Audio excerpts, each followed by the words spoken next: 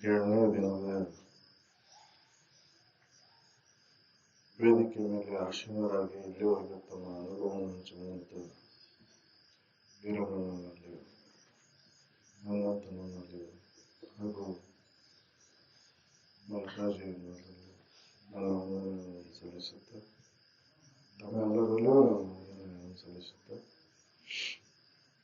ಸುಖ ಸ್ವಲ್ಪ ಯಾವ ಸ್ಮರಣೆಯನ್ನು ಮಾಡೋದ್ರಿಂದ ಈ ಅತ್ಯಂತ ದುಃಖ ನಿವೃತ್ತಿ ಆಗುತ್ತೆ ಅಂತ ಸ್ಮರಣೆಗೆ ಪುಣ್ಯ ಸ್ಮರಣೆ ಅಂತ ಮಲ್ಕಾಶ್ ಹೇಳಿದ. ನಾವು ಏನ್ ನೆನೀತೇವೋ ಅಂತ ಹೊರಹಾಕೇವು. ಯಾವ ನೆನಪು ಮಾಡ್ಕೊಂತೇವೋ ಹಂಗೆ ನಮ್ಮ ವೃತ್ತಿಗಳ ನಡೀತಾವು. ಶರೀರ ನೆನಪು ಮಾಡ್ಕೊಂಡ್ರೆ ಶರೀರ ಭಾವದಾಗ ಇರಬೇಕಾಗತ್ತೆ. ಇದು ಈ ಶರೀರ ಭಾವ ಸುಖ ಕೊಟ್ಟೈತೇನು, ಸುಖದಿಂದ ಇರ್ಬೇಕಂತೇವು. ಆದ್ರೆ ಏನ್ ನೆನಪು ಮಾಡ್ಕೊಂಡಾಗತ್ತೇವ ನಾವು? ದುಃಖವನ್ನ ನೆನಪು ಮಾಡ್ಕೊಂಡಾಗತ್ತೇವೆ, ದುಃಖ ಕೊಡುವಂತದ್ದನ್ನ ನೆನಪು ಮಾಡ್ಕೊಂಡಾಗತ್ತೇವೆ. ಅದಕ್ಕೆ ಅವ್ರ ನಾಮ ಸ್ಮರಣೆ ಮಾಡಿದ ಕೂಡಲೇ ರೂಪ ಬಂದ್ಬಿಡ್ತೈತಿ, ಅಥವಾ ರೂಪವನ್ನ ನೋಡಿದ್ವಿ ಅಂದ್ರೆ ನಾಮ ನೆನಪು ಬರ್ತೈತಿ. ಇವು ಎರಡೂ ಬಂದ್ವು ಅಂದ್ರೆ ಕ್ರಿಯೆ ಚಾಲು ಆಕೈತಿ. ಅದಕ್ಕೆ ನಾಮ ರೂಪ ಕ್ರಿಯೆಯನ್ನು ಮೀರಿ ಅವನ್ನ ಅಲ್ಲಗಳದ ನಿಲ್ಬೇಕಲ್ಲ. ಅಸ್ಥಿ ಬಾತಿ ಪ್ರಿಯ ವಸ್ತು ಅದು ಸದಾ ಕಾಲ ಇರುವಂತದ್ದು.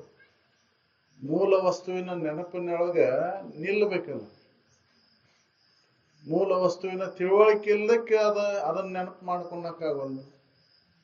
ಯಾವ್ದ್ರ ತಿಳುವಳಿಕೆ ನಮಗ್ ಗಟ್ಟಿ ಆಗೈತಿ ಅಂತಂದ್ರೆ ದೇಹದ ಬಗ್ಗೆ ತಿಳ್ಕೊಂಡೆವು. ದೇಹ ಅಂದ್ರೆ ನಾನು ಅನ್ನೋದು ಗಟ್ಟಿ ಆಗೈತಿ, ಅದಕ್ಕೆ ದೇಹ ಸ್ಮರಣೆಯನ್ನ ಮಾಡ್ಕೊಂತೇವು.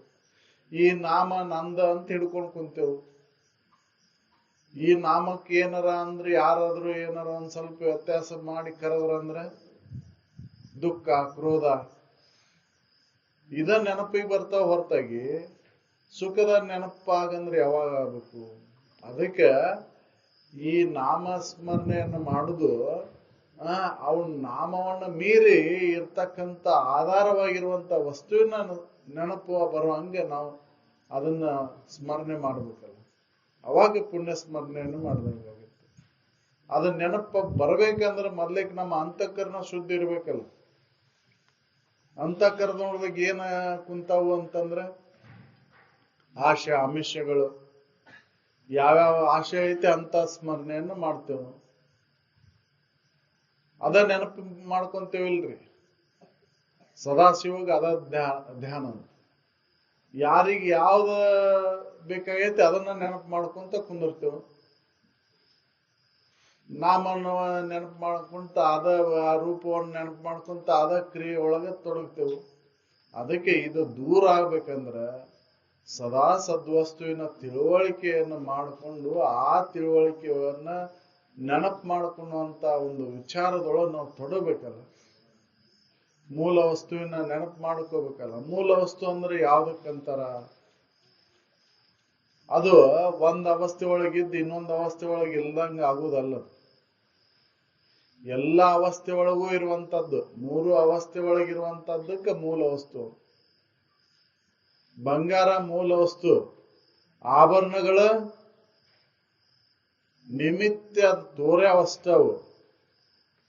ಇರುದೇನೈತಿ? ಬಂಗಾರನ ಐತಿ.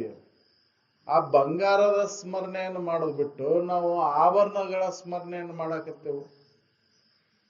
ಮೂಲ ವಸ್ತು ನನ್ನ ಅರು ಐತಿ, ಅದನ್ನ ನೆನಪು ಮಾಡ್ಕೊಳೋದು ಬಿಟ್ಟು ನಾವು ಅಂತವದೀನಿ, ಹಂಗದೀನಿ, ಹಿಂಗದೀನಿ, ಅದನ್ನ ನಾ ಮಾಡ್ತೇನೆ, ಇದನ್ನ ನಾ ಮಾಡ್ತೇನೆ ಅನ್ನೋದಂತ ಇದನ್ನ ನಾವು ಗಟ್ಟಿಗೊಳಿಸ್ಕೊಂತ ಬಂದೆವು. ಯಾಕಂದ್ರೆ ನಮಗ್ ಇದನ್ನ ತಿಳಿಸ್ಕೊಟ್ಟಿಲ್ಲ. ಇದನ್ನ ಕೊಡೋರ ಸಂಘಕ್ಕೆ ಬೆನ್ನತ್ತಿದ್ವಿ ಅಂದ್ರೆ ಅದು ಗಟ್ಟಿ ಆಕಿತ್ತು. ಅದಕ್ಕೆ ಅಂತವ್ರ ಸಂಘವನ್ನ ಮಾಡಬೇಕಲ್ಲ.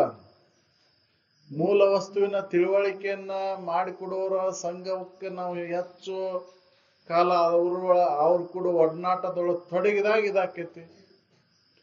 ಅವ್ರು ಕೂಡ ಒಡನಾಟಕ್ಕೆ ತೊಡಗಬೇಕಂದ್ರೆ ಈ ದೋಷಗಳು ಹೋಗಿರ್ಬೇಕಲ್ಲ, ಅಂತಃಕರಣ ಶುದ್ಧಿ ಇರ್ಬೇಕಲ್ಲ. ಆ ಅಂತಃಕರಣ ಶುದ್ಧಿಗಾಗಿ ನೀನ್ ಏನ್ ಮಾಡು, ಯಾವ ಜೀವಿಗಳು ಕೂಡ ನೀನ ದ್ವೇಷದಿಂದ ನಡ್ಕೋಬೇಡ.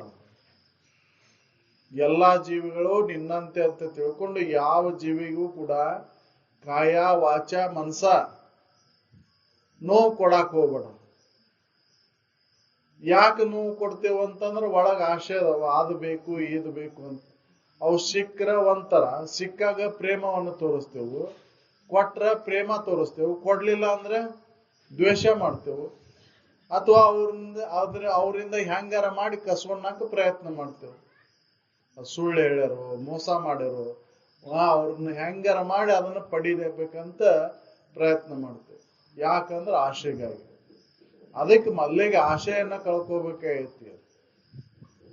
ಆಸೆ ಕಳ್ಕೊಂಡಾಗ ನನ್ನ ನಿಜವಾದಂತ ಇರುವಿನ ಅನುಭವನ್ನ ಅದನ್ನ ಮಾಡ್ಕೊಳ್ಳಿಕ್ ಸಾಧ್ಯ ಐತಿ. ಅದಕ್ಕೆ ಅವರು ಏನ್ ಮಾಡು, ನೀನು ಮೊದ್ಲೇಕೆ ನೀನು ಯಾರು, ನೀನ್ ಅಲ್ಲದ್ದು ಯಾವುದು ಅನ್ನೋದನ್ನ ಇದನ್ನು ವಿಚಾರ ಮಾಡೋ. ನಿತ್ಯಾನಿತ್ಯ ವಿವೇಕವನ್ನ ಜಾಗೃತಿಗೊಳಿಸ್ಕೊ. ಇದು ಐತ ಅಂತ ತಿಳ್ಕೊ ಮೊದ್ಲೇಕೆ. ಇದು ಹೆಂಗೈತಿ ಈ ಶರೀರ, ಇದು ಹಿತ ಕೊಟ್ಟೈತೇನೋ ನಿನಗೆ ವಿಚಾರ ಮಾಡಿ ನೋಡ್ಕೋ. ಯಾವಾಗ ಹಿತ ಕೊಟ್ಟೈತಿದ? ಮುಂಜಾಲಿದ್ದ ಸಂಜೆ ತನೂ ಕೂಡ ಇದು ನಾನು ನಂದು ಅಂತ ಇದ್ರ ಕೂಡ ಒಡನಾಟ ನಡೆಸಿಯಲ್ಲ. ಇದು ನಿನಗೆ ಹಿತವನ್ನ ಕೊಟ್ಟೈತೋ ಇನ್ನ ಅಹಿತ ಆಗೈತೋ ವಿಚಾರ ಮಾಡಿ ನೋಡ್ಕೋ. ಇದನ್ನ ವಿಚಾರ ಹಚ್ಚಿದಾಗ ಅವಾಗ ಇದು ಅಹಿತ ಐತಿಪ್ಪ, ಇದರಿಂದ ಸುಖ ಇಲ್ಲ. ಹಂಗಾರೆ ಇದರಿಂದ ಸುಖ ಇಲ್ಲ ಅಂತಂದ್ರೆ ಸುಖ ಎಲ್ಲೈತಿ? ಅದು ಹೊರಗೈತೋ ಏನು ಒಳಗೈತೋ? ಹೊರಗಿರುವಂತದ್ದು ಅದು ಒಂದ್ ಅವಸ್ಥೆ ಒಳಗೈತೋ ಏನು ಎಲ್ಲಾ ಅವಸ್ಥೆ ಒಳಗದಾವು? ವಿಚಾರ ಮಾಡಿ ನೋಡ್ಕೋ ಇದನ್ನ.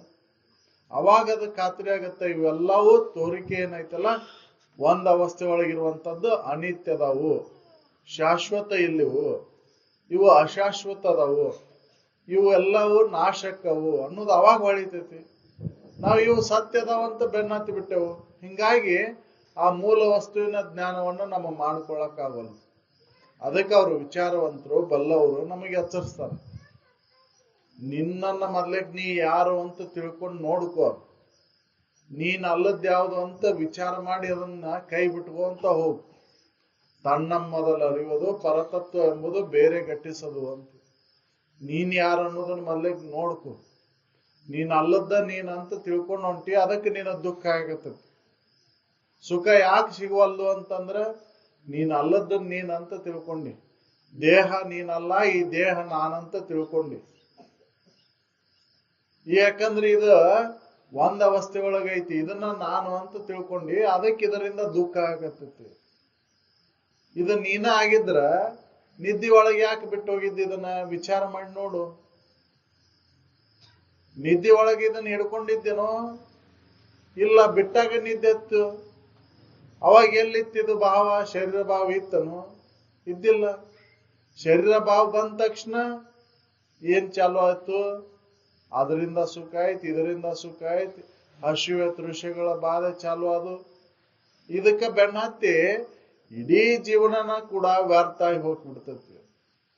ಅದಕ್ಕೆ ವಿಚಾರವಂತರು, ಬಲ್ಲವರು, ಈ ಮನುಷ್ಯ ಜನ್ಮ ಬಂದದ್ದು ಈ ಹೊರಗಿನ ವಿಷಯ ವಸ್ತುಗಳಿಂದ ಸುಖವನ್ನು ಹೊಂದ್ಲಿಕ್ಕೆ ಬಂದಿಲ್ಲಪ್ಪ. ಇದು ಸುಖ ಹೊರಗಿಲ್ಲ, ನಿನ್ನೊಳಗೈತಿ. ನಿನ್ನೊಳಗಿರುವಂತ ಸುಖವನ್ನ ನೀನು ಅನುಭವದಿಂದ ನೋಡ್ಕೋ. ಅದನ್ನ ಇಂದ್ರಿಯಗಳಿಂದ ನೋಡ್ಲಿದ್ರೆ ಅದು ಸಿಗುವುದಿಲ್ಲ. ನಾವು ಇಂದ್ರಿಯಗಳಿಂದ ಹುಡುಕಾಕತ್ತೇವ ಅದನ್ನ. ಶಬ್ದದೊಳಗೋ, ರೂಪದೊಳಗೋ, ರಸದೊಳಗೋ, ಗಂಧದೊಳಗೋ, ಒಟ್ಟು ಯಾವ್ದರ ರೀತಿಯಿಂದ ಈ ಇಂದ್ರಿಯಗಳನ್ನ ಉಪಯೋಗ ಮಾಡಿಕೊಂಡು ಇಂದ್ರಿಯ ಸಂಪರ್ಕದಿಂದ ವಿಷಯ ವಸ್ತುಗಳನ್ನ ಅವಲಂಬನೆ ಆಗಿ ಸುಖವನ್ನು ಹೊಂದಬೇಕು ಅಂತ ಹೊಂಟೆವು. ಇದಕ್ಕೆ ಮೂಲ ಹೃದಯಗತವಾದಂತ ವಾಸನೆನ ಕಾರಣ. ಆ ವಾಸನೆಯನ್ನ ಎಲ್ಲಿವರೆಗೂ ಇರ್ತಾವ ಅಲ್ಲಿವರೆಗೂ ಬಹಿರಂಗದ ಒಳಗೆ ಸುಖವನ್ನ ಆರಿಸೇ ಹೋಗುದು. ಅದಕ್ಕೆ ಅದನ್ನ ಕಳ್ಕೋಬೇಕಾಗೈತಿ ಮೊದ್ಲಿಗೆ ನಾವು. ಹೃದಯಗತವಾದಂತ ಭೋಗದ ಇಚ್ಛೆಗಳದವು ಏನದಾವಲ್ಲ, ಒಂದ ಎರಡ ಜನ್ಮದ್ದು ಇಲ್ಲವು, ಅನೇಕ ಜನ್ಮದೊಳಗೆ ವಾಸನೆಗಳ ಹಂಗ ಉಳ್ಕೊಂತ ಬಂದವು. ಅವನಿಗೆ ವಿಚಾರವಂತರ ಸಂಘವನ್ನು ಮಾಡಿ ವಿಚಾರದಿಂದ ಮಾತ್ರ ಅವನು ಕಳ್ಕೊಳ್ಳಿಕ್ಕೆ ಬರ್ತೈತಿ ಅಂತ. ವಿಚಾರನ ಇದಕ್ಕೆ ಏಕೈಕ ಸಾಧನ. ವಿಚಾರ ಮಾಡ್ಲಿಲ್ಲ ಅಂದ್ರೆ ಹೊಳಿದ ಇಲ್ಲ. ಅದಕ್ಕೆ ಒಂದ್ ಸ್ವಲ್ಪ ನಿಂತು ವಿಚಾರ ಮಾಡು, ಅದು ಸುಖ ಆಯ್ತು ದುಃಖ ಆಯ್ತು ಅಂತ. ಅವಾಗ ಹೊಳಿತೈತೆ ಅದು, ಅದ್ರೊಳಗೆ ಸುಖ ಇಲ್ಲ. ನಾವು ಸಿಕ್ಕೈತು ಸಿಗುದಿಲ್ಲ ಅಂತ ತಿಳ್ಕೊಂಡು ಬೆನ್ನ ಹತ್ತಿ ಬಿಟ್ಟೆವು. ವಿಷಯ ವಸ್ತುಗಳಲ್ಲಿ ಸುಖವನ್ನ ಕಾಣ್ಬೇಕು ಅಂತ ಬೆನ್ನ ಹತ್ತಿ ಬಿಟ್ಟೆವು. ಹಿಂಗಾಗಿ ನಮ್ಗ ದಣಿವು, ಬೇಸರಿಕೆ, ಆಯಾಸ, ಇದ ಕೊನೆಗೆ ಏನ್ ಉಳಿತೈತಿಪ್ಪ ಅಂತಂದ್ರ ರಾತ್ರಿಗೆ ಮಲ್ಕೊಂಡು ಟೈಮ್ದಾಗ ಏನ್ ಉಳದೈತಿಪ್ಪ, ಸುಖ ಸಿಕ್ಕೈತೇನೋ ಅಂತಂದ್ರ ಮುಂಜಾಲಿದ್ದ ಇಷ್ಟೆಲ್ಲ ಸಾಯಂಕಾಲ ತನನು ನೀನ ಎದಕ್ಕಾಗಿ ಪ್ರಯತ್ನ ಮಾಡಿದಪ್ಪ ಅಂತಂದ್ರ ಸುಖಕ್ಕಾಗಿ. ಒಂದಿಲ್ಲ ಒಂದು ಕಾರಣ ಇಟ್ಕೊಂಡು ಸುಖವನ್ನ ಆರಿಸಿ ಹೊಂಟಿ. ಆ ಸುಖ ಸಿಕ್ತೇನೋ ಈ 5 ಇಂದ್ರಿಯಗಳನ್ನ ಬಳಕೆ ಮಾಡೋದ್ರಿಂದ. ಕಣ್ಣಿನ ರೂಪ, ಕಿವಿಯ ಶಬ್ದ, ನಾಲ್ಗೆಯ ರುಚಿ, ಇವನ್ನೆಲ್ಲ ಹೆಂಗದಾವ ನೋಡ್ಕೊ. ಇವು ಸುಖ ಕೊಟ್ಟವನು ನಿನಗೆ. 5 ಇಂದ್ರಿಯಗಳ ಜ್ಞಾನೇಂದ್ರಿಯ, 5 ವಿಷಯ ವಸ್ತುಗಳ ಸಂಪರ್ಕ ನೀನು ಸುಖ ಕೊಟ್ಟೈತು ಏನು ದುಃಖ ಕೊಟ್ಟೈತು ಅಂತ ಸ್ವಲ್ಪ ನಿದ್ರಾದಿ ಸಮಯದೊಳಗೆ ಕುಂತು ವಿಚಾರ ಮಾಡಿ ನೋಡು. ಅದನ್ನು ವಿಚಾರ ಮಾಡಕ್ ಅವಕಾಶನ ಕೊಟ್ಟಿಲ್ಲ ನಾವು. ಹಂಗ ನಿಂದ ಸಿಕ್ಕಿತ್ತ, ನಾಳೆ ಸಿಕ್ಕಿತ್ತ, ಹಂಗ ಅವ್ರು ಮಾಡ್ತಾರಂತ ನಾನ್ ಮಾಡ್ತಾರಂತ ಅವ್ರು, ಈಗ ಒಬ್ಬರಿಂದ ಒಬ್ಬರು ನೋಡ್ಕೊಂಡು ವಿಷಯದೊಳಗ ಸುಖ ಆಯ್ತಂತ ಆರಿಸ್ಕೊಂತ ನಾವು ಹೊಂಟೇವ್ ನಾವು. ಇದು ಒಂದ ಜನ್ಮದಿಂದ ಬಂದಂತದ್ದಲ್ಲಿದು. ಅನೇಕ ಜನ್ಮದೊಳಗ ಬಹಿರಂಗ ವೃತ್ತಿ ಒಳಗಿನ ಸುಖವನ್ನ ಕಾಣ್ಬೇಕಂತ ನಾವು ಹೊಂಟೇವು. ಆ ಮನುಷ್ಯ ಜನ್ಮ ಬಂದೈತಿ. ಈ ಬಂದಂತ ಮನುಷ್ಯ ಜನ್ಮವನ್ನ, ವಿವೇಕವಂತ ಜನ್ಮವನ್ನ ವಿಚಾರಕ್ಕೆ ಹಚ್ಚಬೇಕಲ್ಲ. ಇದನ್ನು ವಿಚಾರಕ್ಕೆ ಹಚ್ಚಲಿಲ್ಲ ಅಂದ್ರೆ ವ್ಯರ್ಥ ಹೋಗ್ಬಿಡ್ತೈತಿ. ಅದಕ್ಕೆ ಅವರು ಎಚ್ಚರಿಸಿದ್ರು ನಮಗ್, ಸುಮ್ಮನೆ ಇದು ಹೋಗ್ಬಾರ್ದು, ಸುಮ್ಮನೆ ಈ ಜನ್ಮ ಹಾಳಾಗಿ ಹೋಗ್ಬಾರ್ದು. ಯಾಕಂದ್ರೆ ಮತ್ತೆ ಬರ್ತೈತೆ ಅನ್ನೋದು ಗ್ಯಾರಂಟಿ ಇಲ್ಲ. ಮತ್ತೆ ಬರ್ತೈತೆ ಅನ್ನೋದು ಗ್ಯಾರಂಟಿ ಐತೇನೋ ಯಾರಿಗೂ ಗ್ಯಾರಂಟಿ ಕೊಟ್ಟಿಲ್ಲದು. ಯಾಕಂದ್ರ ನಾ ಮಾಡಿದಂತ ಕರ್ಮ ಬಲವಂತ ಆದ್ರೆ ಯಾರು ಏನ್ ಮಾಡ್ತಾರ? ಅಂತಂತ ಕರ್ಮಕ್ಕನುಸಾರವಾಗಿ ಅಂತಂತ ಜನ್ಮಗಳು ಬರ್ತಾವು. ಅದಕ್ಕೆ ಇಲ್ಲಿ ಒಳ್ಳೆ ಕರ್ಮಗಳನ್ನ ಮಾಡೋ, ನೀವು ಪುಣ್ಯ ಕರ್ಮಗಳನ್ನ ಮಾಡು, ದುರಿತ ಕರ್ಮವನ್ನು ಒಲ್ಲದಿರುವ ಅಂತ ಅದಕ್ಕೆ ಹೇಳಿದ್ರು. ಕೆಟ್ಟದ್ ಮಾಡಿದೆ ಕೆಟ್ಟದ ಆಗುದು, ಒಳ್ಳೇದ್ ಮಾಡಿದೆ ಒಳ್ಳೇದಾಗತ್ತ. ಇವ್ ಯಾಡೂ ಬೇಡಪ್ಪ ನನಗೆ. ಒಳ್ಳೇದು ಬೇಡ, ಕೆಟ್ಟನು ಬೇಡ. ಇವ್ ಯಾಡು ಒಳ್ಳೇದ್ ಮಾಡಿದ್ರು ಮತ್ತೆ ಒಂದು ಜನ್ಮ ಬರುದ, ಕೆಟ್ಟ ಮಾಡಿದ್ರು ಮತ್ತೊಂದು ಜನ್ಮ ಬರುದ, ಹೀನ ಜನ್ಮ ಬರ್ತೈತಿ. ಅದಕ್ಕೆ ಇವ್ ಯಾಡೂ ಬೇಡಪ್ಪ. ನಾನು ಈ ಅವಕಾಶವನ್ನ ಬಂದಂತ ಈ ಶರೀರವನ್ನ ಪಡೆದು ಬಂದೇನಲ್ಲ, ಈ ಶರೀರದ ಸದುಪಯೋಗವನ್ನು ಮಾಡ್ಕೋಬೇಕಲ್ಲ. ಈ ಶರೀರದ ಸದುಪಯೋಗ ಮಾಡ್ಕೊಳ್ಳಕ್ ಬಿಟ್ಟು ಮತ್ತ ವಿಷಯದೊಳಗೆ ತೊಡಗಿದ್ರ ವ್ಯರ್ಥ ಹೋಗ್ಬಿಡ್ತೈತಲ್ಲ. ಇದು ಸಾಧನ ಎದಕ್ಕೆ ಬಂದೈತಿದು? ಸಾಧಿಸ್ಲಿಕ್ಕೆ ಬಂದೈತಿ, ಸಾಧ್ಯವನ್ನ ಮಾಡ್ಕೊಳ್ಳಿಕ್ ಬಂದೈತಿದು. ಅದಕ್ಕಾಗಿ ಪ್ರಯತ್ನವನ್ನ ಮಾಡ್ಬೇಕಾಗೈತಿ ನಾವು. ಮತ್ತ ಬರೋದಲ್ಲ ಗ್ಯಾರಂಟಿ ಇಲ್ಲ. ಅದಕ್ಕೆ ಬಂದದ್ದು ಉದ್ದೇಶ ಏನು? ಅದಕ್ಕೆ ನಿಜಗುಂಡ್ರವ್ರು ಹೇಳಿದ್ರು, ಬಂದದ್ದು ಉದ್ದೇಶ ಏನಪ್ಪಾ? ಸುಖವನ್ನು ಹೊಂದಲಿಕ್ಕೆ. ಆ ಸುಖ ನನ್ನೊಳಗೆ ಐತಂತ ತಿಳ್ಕೊಳ್ಲಿಕ್ಕೆ ಬರ್ತೈತಿ. ಇದು ಮನುಷ್ಯ ಜನ್ಮದಾಗ. ಇತರ ಜನ್ಮ ರಾಶಿ ಒಳಗೆ ಇದನ್ನ ತಿಳ್ಕೊಳಕ್ ಬರುದಿಲ್ಲ. ಅದಕ್ಕೆ ನರ ಜನ್ಮದಿಂದ ಏಹದಳು ಮಿಗಿಲುಂಟೆ ಅಂತ ಕರೆದ್ರವ್ರು. ಎಲ್ಲಾ ಶ್ರುತಿಗಳು ಮಾನವ ಜನ್ಮಕ್ಕಿಂತ ಶ್ರೇಷ್ಠವಾದಂತ ಜನ್ಮ ಬೇರೆ ಯಾವುದೂ ಇಲ್ಲ ಅಂತ. ಯಾಕೆ ದೇವಾನುದೇವತೆಗಳ ಜನ್ಮ ಪುಣ್ಯದಿಂದ ಬಂದೈತಂದ್ರೂ ಕೂಡ, ಅತಿ ಪುಣ್ಯ ಸಂಗ್ರಹ ಆದಾಗ ಅದು ಸಿಕ್ಕೈತೆ ಅಂದ್ರೂ ಕೂಡ, ಅಲ್ಲೂ ಕೂಡ ನಿನಗೇನೈತಿ ಅಂದ್ರೆ ವಿಷಯ ಲಂಪಟದ ಜೀವನನ ಐತಿ ಹೊರತಾಗಿ ಅಲ್ಲಿ ಸುಖವನ್ನ ಕಾಣ್ಲಿಕ್ಕೆ ಸಾಧ್ಯ ಇಲ್ಲ. ಇದು ಮನುಷ್ಯ ಜನ್ಮದೊಳಗೆ ಮಾತ್ರ ಸಾಧ್ಯ ಐತಿ. ಅದಕ್ಕೆ ನಮ್ಮನ್ನ ನಾವು ಮೊದಲಿಗೆ ತಿಳ್ಕೊಬೇಕಾಗೈತಿ. ನಾನ್ ಯಾರು ಅಂತ ವಿಚಾರ ಮಾಡ್ಬೇಕಾಗೈತಿ. ಆ ವಿಚಾರ ಬಲಗೊಳ್ಬೇಕಂದ್ರ ಹೃದಯಗತವಾದಂತ ವಾಸನೆಗಳನ್ನೆಲ್ಲ ಕಳ್ಕೋಬೇಕು. ಆ ವಾಸನೆಗಳು ಹೋಗ್ಬೇಕಂದ್ರೆ ಇದು ನಿತ್ಯ ಐತೋ ಇದು ಅನಿತ್ಯ ಐತೋ ಅನ್ನುವಂತ ವಿವೇಕ ಜಾಗೃತ ಮಾಡ್ಕೋಬೇಕು. ಅಂತವ್ರ ಸಂಘ, ಅಂತಪ್ಪ ಗುರುವಿನ ಸಂಘ ಬೇಕಲ್ಲ. ಯಾಕೆ ಇದನ್ನ ಯಾರು ತಿಳಿಸುವುದಿಲ್ಲ, ಯಾರು ಇದನ್ನ ಹೇಳಿಕೊಡುವುದಿಲ್ಲ. ಯಾರು ಹೇಳ್ತಾರಪ್ಪ ಅಂತಂದ್ರೆ ಸದ್ಗುರುಗಳು ಮಾತ್ರ. ಸದ್ಗುರುಗಳ ಸಾನ್ನಿಧ್ಯ ಮಾತ್ರ ಇದನ್ನ ತಿಳಿಸ್ತೈತಿ. ಅಂತ ಸದ್ಗುರುಗಳನ್ನ ಆಶ್ರಯಿಸ್ಕೋಬೇಕಲ್ಲ ನಾವು. ಅವ್ರು ಸಿಗೋದ ದುರ್ಲಭ. ಸಿಕ್ಕಾಗ ಅವರನ್ನ ಆಶ್ರಯಿಸಿಕೊಂಡಾಗ ಅವಾಗ ಅವ್ರು ಹೇಳಿದಂತ ವಿಚಾರಗಳನ್ನ ಸದಾ ಸ್ಮರಿಸುವುದರಿಂದ ನನ್ನಲ್ಲಿರ್ತಕ್ಕಂಥ ಅಂತಃಕರಣ ದೋಷಗಳು ನಿವೃತ್ತಿ ಆಕ್ಕವು. ಅವಾಗಲ್ಲೇ ನನ್ನ ನಿಜದ ಅನುಭವವನ್ನು ಮಾಡ್ಕೊಳ್ಳಿಕ್ ಬರ್ತೈತಿ. ನನ್ನ ನಿಜದ ಅನುಭವ ನನಗೆ ಇಲ್ಲಕ್ಕೆ ವಿಷಯಾದಿಗಳಲ್ಲಿ ಸುಖವನ್ನು ಆರಿಸ್ಕೊಂತೇನೆ. ನಾನು ಯಾರನ್ನುವಂತ ತಿಳುವಳಿಕೆ ಇಲ್ಲ. ಸಾಮಾನ್ಯವಾಗಿ ನಾವು ಕೇಳಿದ್ರೆ ಏನ್ ಹೇಳ್ತೇವೆ, ನೀವು ಯಾರು ಅಂತ ಕೇಳಿದ್ರೆ ಶರೀರದ ಬಗ್ಗೆ ಹೇಳ್ತೇವೆ, ಅಥವಾ ಇದರ ನಾಮದ ಬಗ್ಗೆ ಹೇಳ್ತೇವೆ, ಇದು ಮಾಡ್ತಕ್ಕಂಥ ಕಾರ್ಯದ ಬಗ್ಗೆ ಹೇಳ್ತೇವೆ. ಇದನ್ನ ಹೇಳ್ತೇವೆ ಹೊರತಾಗಿ ಉತ್ತರ ನಾನು ಯಾರು ಅಂತಂದ್ರೆ ಅದಕ್ಕೆ ಉತ್ತರ ಏನು? ನಾ ಸಚ್ಚಿದಾನಂದ ಸ್ವರೂಪದೇನಪ್ಪ, ವ್ಯಾಪಕವಾದಂತ ಅರಿವು ಚೈತನ್ಯ ಸ್ವರೂಪನ ನಾನು ಅದೇನೆ ಅಂತ ಹೇಳಕ್ ಬರುದಿಲ್ಲ. ಯಾಕಂದ್ರೆ ಅದು ಗಟ್ಟಿಯಾಗಿಲ್ಲ, ನಮ್ಗೆ ಅದ್ರ ತಿಳುವಳಿಕೆ ಇಲ್ಲ. ಅದಕ್ಕೆ ಅವರು ರಮಣ ಮಹರ್ಷಿಗಳು ಮೊದ್ಲಿಗೆ ನೀನ್ ಯಾರಂತ ತಿಳ್ಕೊ, ಅದ ನೀನು ಮೊಟ್ಟ ಮೊದಲ ಕರ್ತವ್ಯ. ಈ ಜನ್ಮವನ್ನ ಪಡೆದು ಬಂದದ್ದು ಉದ್ದೇಶ ಅದಕ್ಕಾಗಿ.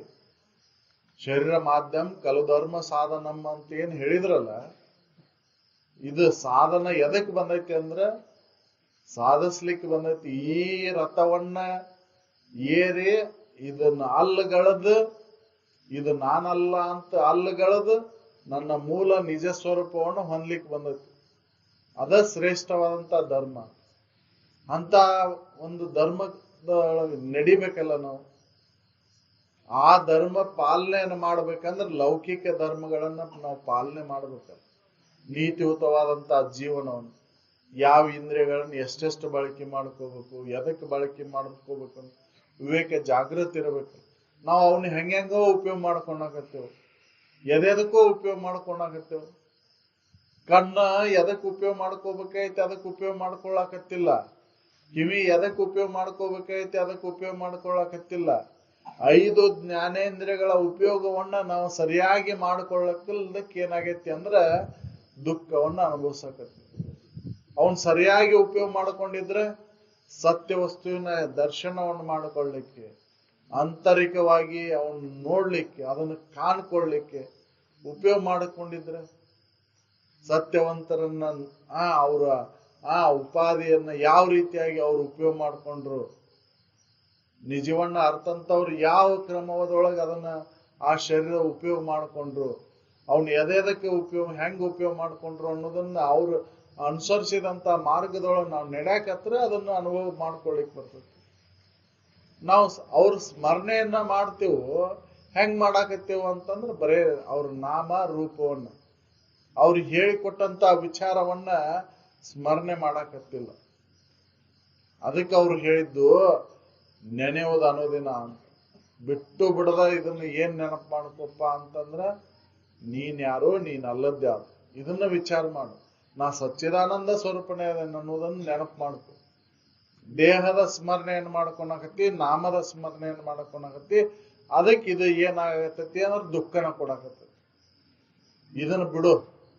ಬಿಟ್ಟು ನಿನ್ನ ನಿಜವನ್ನ ಸ್ಮರಣೆ ಮಾಡ್ಕೊ. ನೀನ್ ಯಾರು ಅನ್ನೋದನ್ನ ವಿಚಾರ ಮಾಡು. ಅದಕ್ಕೆ ನಂಬು. ಯಾವುದನ್ನ? ಜ್ಞಾನವನ್ನ ನಂಬು. ಕರ್ಮ ಏನ್ ಮಾಡಾಕತ್ತೈತಿ ಅಂದ್ರೆ ಕರ್ಮ ಅದರೊಳಗೆ ಸುಖ ಇಲ್ಲ, ದುಃಖನ ಐತಲ್ಲ. ಎಂತ ಒಂದು ಶ್ರೇಷ್ಠವಾದಂತ ಕರ್ಮ ಅಂತ ನೀ ನಂಬ್ಕೊಂಡ್ ಮಾಡಾಕತ್ತಿಯಲ್ಲ, ಅದರಿಂದನೂ ಕೂಡ ದುಃಖನ ಐತಿ. ನಿಜವನ್ನ ನಂಬಬೇಕಾಗೈತಿ. ಅದಕ್ಕಾಗಿ ಸಮಯವನ್ನು ಮೀಸಲಿಡ್ಬೇಕಾಗೈತಿ. ಸುಮ್ನ ಕಾಲವನ್ನು ಕಳೆದು ಹೋದ್ರೆ ಎದಕ್ ಬಂತು ಅಂತ ನೆಮ್ಮೆ ನಿಜವನ್ನು ಮುಕ್ತಿ ಒಡೆಯದೆ ಮನುಜ. ನಾವು ಸುಳ್ಳನ್ನ ನಂಬೇವು.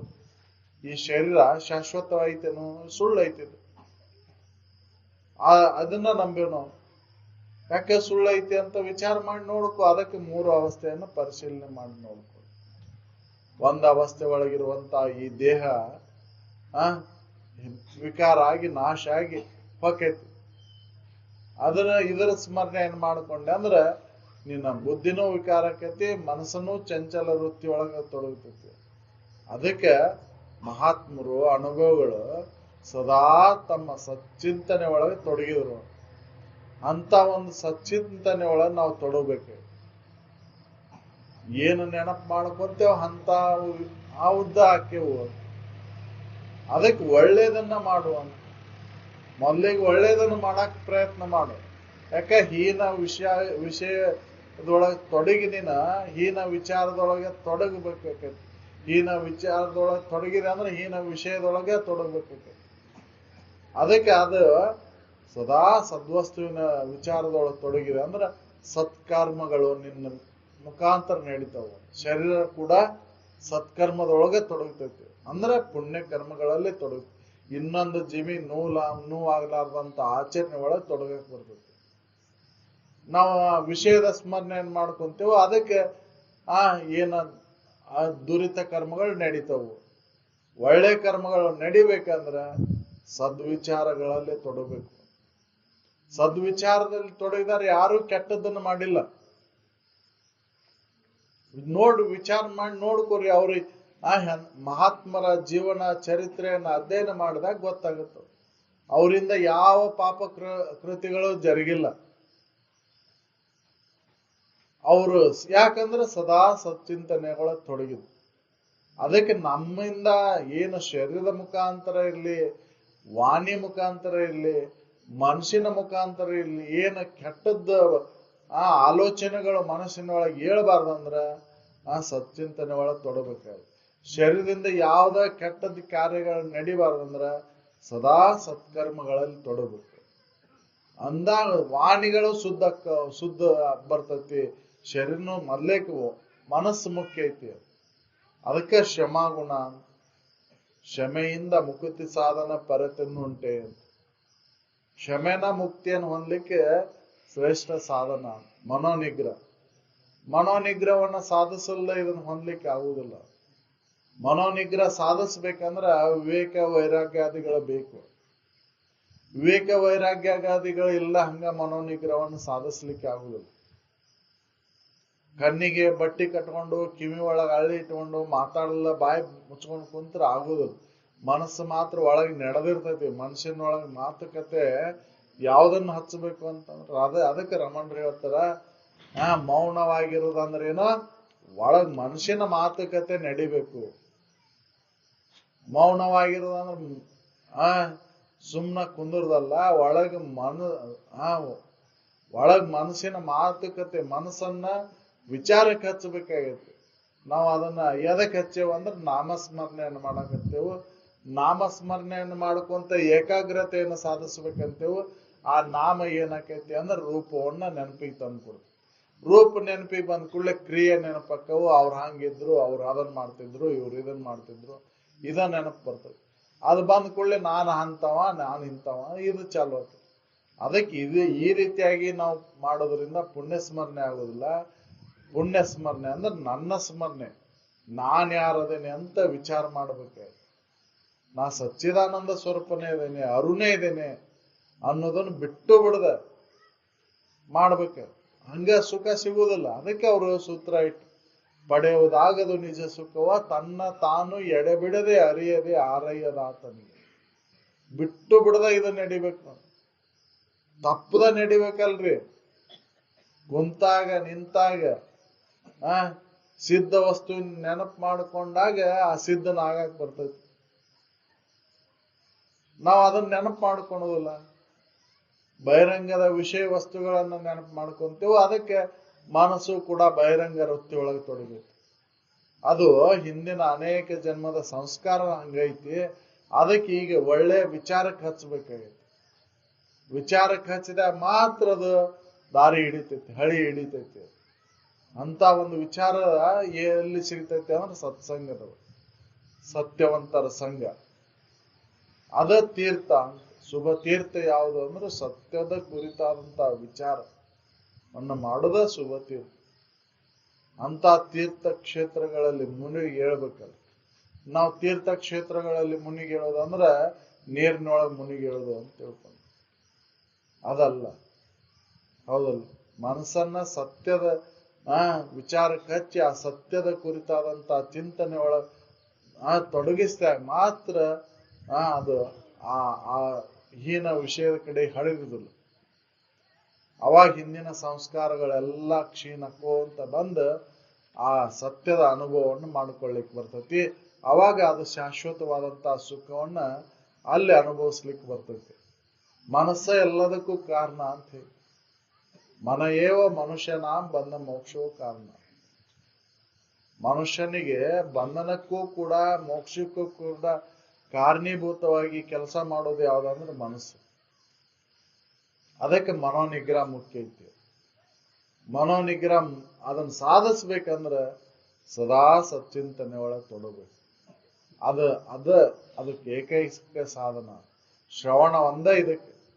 ಅದಕ್ಕೆ ಶ್ರವಣ ಮನನ ನಿಧಿಧ್ಯಾಸನವಿಲ್ಲದೆ ಭವಬಂಧನವು ತನಗೆಂದು ಪರಿಹರಿದು ಅಂತ ಹೇಳಿ. ಅದಕ್ಕೆ ಇದನ್ನು ಬಿಡಬಾರ್ದು, ಶ್ರವಣವನ್ನ ಬಿಡಬಾರ್ದು. ಯಾವ್ದರ ನೆಪ ಮಾಡ್ಕೊಂಡು ಅಲ್ಲಿ ಬರಬೇಕು. ನಾವು ನೆಪ ಮಾಡ್ಕೊಂಡು ದೂರ ಹಾಕ್ಯವು. ಹೌದಲ್ಲ, ಏನಾರ ನೆಪ ಮಾಡ್ಕೊಂಡು ಈ ಸತ್ಸಂಗದಿಂದ ಶ್ರವಣದಿಂದ ದೂರ ಹಾಕ್ಯವು. ಆದ್ರೆ ಇಲ್ಲಿ ನೆಪ ಮಾಡ್ಕೊಂಡು ಇದಕ್ಕೆ ಬರ್ಬೇಕು ಅಂತ ನಾವು ಅದನ್ನ ಮಾಡೋದಿಲ್ಲ. ಯಾಕಂದ್ರೆ ನಮ್ಮ ವೃತ್ತಿಗಳು ಹೀನ ವಿಷಯ ವಾಸನೆಗಳು ಅದಾವು ಒಳಗ, ಅದ ಕಡೆ ಎಳಿಸ್ತೈತಿ. ಅದಕ್ಕೆ ಇದನ್ನು ಒತ್ತಾಯದಿಂದ ಇಲ್ಲಿ ಅಲ್ಲಿ ಬೇಕಾದಾಗ್ಲಿ ಅಲ್ಲಿ ಕುಂದ್ರಾಕ್ ಕಲಿಬೇಕು. ಶ್ರವಣದೊಳಗೆ ಭಾಗಿಯಾಗಬೇಕು. ಅದ ನಿದ್ದೆ ಬರ್ಲಿ ತೂಕಡಿಕ್ ಬರ್ಲಿ ಬಿಡಬಾರ್ದು. ಅಲ್ಲಿ ಬಂದು ಕುಂತಾಗ ಅದ ಒಂದಿಲ್ಲ ಒಂದು ಶಬ್ದಗಳ ಕೇಳೇ ಕೇಳ್ತಾವ. ಆ ಶಬ್ದದ ಸ್ಮರಣೆ ಸದಾ ಮಾಡ್ತಾ ಹೋದಾಗ ಮುಂದೆ ಅದು ರೂಢಿ ಆಕೈತಿ. ನಾವು ಏನ್ ಬಿಡ್ರಿ ಅಲ್ಲೇ ಹೋಗುದು, ಅಲ್ಲೇನ್ ಕೇಳೋದು ಬಿಡ್ರಿ ಅಂತ ಬಿಡ್ತೇವೆ. ದೂರ ಹಾಕೊಂತ ಹೋದ ಅಂದ್ರೆ ವ್ಯರ್ಥ ಜೀವನ. ಮನುಷ್ಯ ಜನ್ಮ ಬಂದದ್ದು ಉದ್ದೇಶ ಏನಪ್ಪಾ ಅಂದ್ರೆ ಅದಕ್ಕೆ ಶ್ರವಣಕ್ಕೆ ಬರ್ಲಿಲ್ಲ ಅಂದ್ರೆ ವ್ಯರ್ಥ ಹೋಗ್ಬಿಡ್ತದೆ. ಅದಕ್ಕೆ ಮಹಾತ್ಮರು ಅವರು ಯಾವ್ದಾರ ನೆಪ ಮಾಡಿಕೊಂಡು ಶ್ರವಣದೊಳಗೆ ಭಾಗಿಯಾಗ್ತಾರೆ.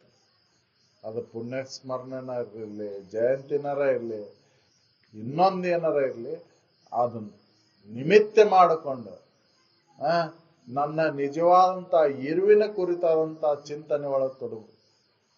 ಸುಮ್ಮನೆ ನಿಮಿತ್ತ ತೋರಿಕೆಗೆ ಅಷ್ಟೇ. ಆದ್ರ ಉದ್ದೇಶ ಏನು?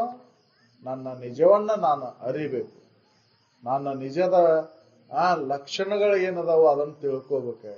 ಆ ತಟಸ್ಥ ಲಕ್ಷಣಗಳ ಮುಖಾಂತರ ಅವ್ರು ತಿಳಿಸ್ಕೊಟ್ಟಾರಲ್ಲ ಅನುಭವಗಳು, ಸತ್ತು ಚಿತ್ತು ನಿತ್ಯ ಪರಿಪೂರ್ಣ ಆನಂದ ಅಂತ ಏನ್ ತಿಳಿಸ್ಕೊಟ್ಟಾರಲ್ಲ, ಈ ತಟಸ್ಥ ಲಕ್ಷಣಗಳ ಮುಖಾಂತರ ನನ್ನ ನಿಜವನ್ನ ಅರಿಬೇಕು. ಆ ನಿಜದ ಒಳಗೆ ಮುಳುಗೆದ್ದ ಮಾತ್ರ ನಮ್ಮ ಈ ಅತ್ಯಂತ ದುಃಖ ನಿವೃತ್ತಿ ಪರಮಾನಂದ ಪ್ರಾಪ್ತಿಯನ್ನ ಹೊಂದಲಿಕ್ಕೆ ಬರ್ತೈತಿ ಅಂತ ಅನುಭವಗಳ ಸಾಕಷ್ಟು ಹೇಳ್ಕೊಂತ ಬಂದಾರ. ಅಂತ ವಿಚಾರದೊಳಗೆ ನಾವು ತೊಡಗಿ ನಮ್ಮ ಈ ಜೀವನವನ್ನ ಸಾರ್ಥಕ ಮಾಡ್ಕೊಳ್ಳೋಣ ಅಂತ ಹೇಳುತ್ತಾ ನಾನು ಒಂದೆರಡು ಮಾತನ್ನು ಮುಗಿಸ್ತೇನೆ. ಸಾಧು ಸಂತ್ ಮಹಾರಾಜ್ ಈಗ